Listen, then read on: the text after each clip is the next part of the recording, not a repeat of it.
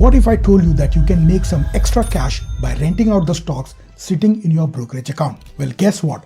You can just do that through something called securities lending, or in simple terms, stock lending. It is similar to renting out a spare room in your house on Airbnb. So in this video, I'm going to explain all about stock lending. I'll cover 4 key areas. Why would someone want to borrow stocks? How stock lending actually works? The benefits of stock lending, and finally, the risks of stock lending. My name is Kanak and welcome back to my channel.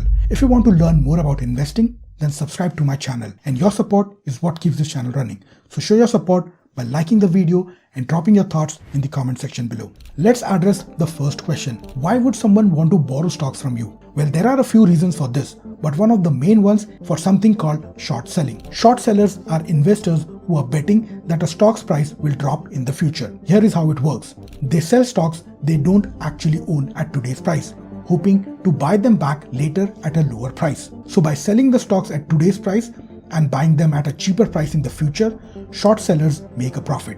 But to sell stocks they don't own, they need to borrow them from someone like you. Another reason someone might want to borrow your stocks is to increase their voting power in a company. When they borrow stocks from you, they also temporarily get the right to vote on company decisions.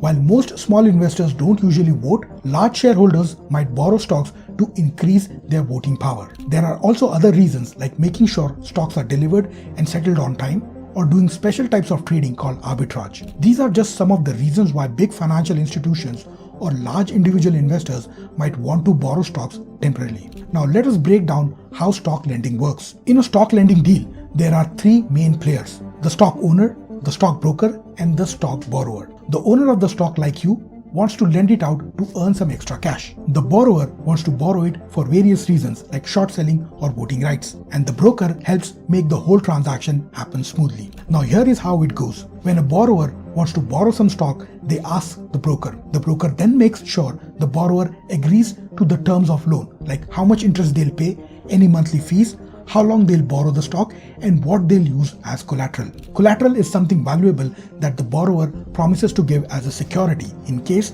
they fail to repay back the loan. Now once everything is agreed upon and the deal is made, ownership of the stock is temporarily moved from the lender to the borrower. The lender earns money from interest and fees, while the broker holds on to collateral like cash, bonds, or other stocks as a safety net in case the borrower can't return the stock. Just so you know, when your stock is lent out, you can still sell it whenever you want at the current market price. You are not stuck holding on to it until the lending period is over. Now here is the important part.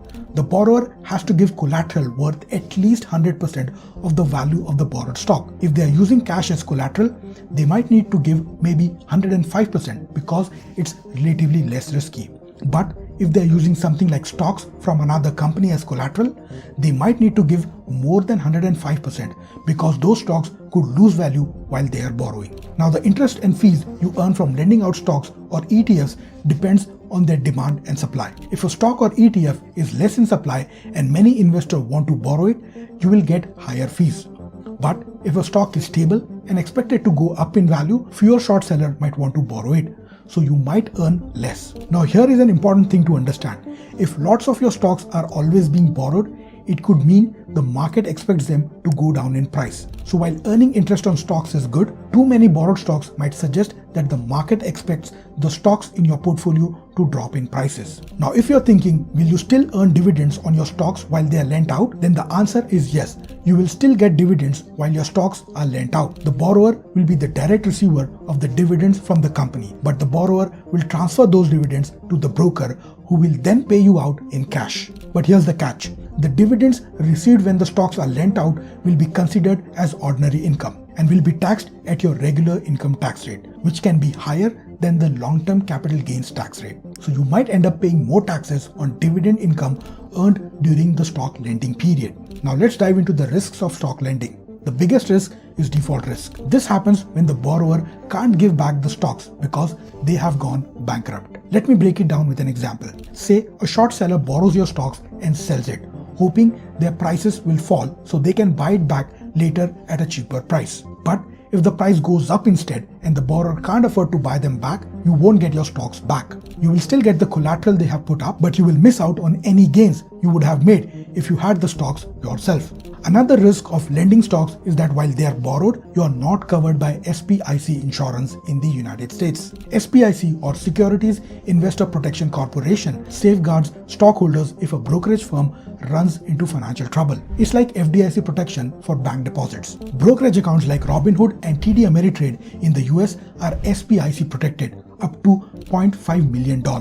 Now let us sum up our learnings about stock lending. Investors might borrow stocks for different reasons, like short selling, gaining more voting powers, settling trades, or doing arbitrage. But short selling is usually the top reason for borrowing stocks. The pros of stock lending is that you can make extra money by earning interest and fees on your lent out stocks. Plus, you are still free to sell your stocks and get your dividends as usual. But here are the downsides to stock lending. When you lend out your stocks, you lose your voting right.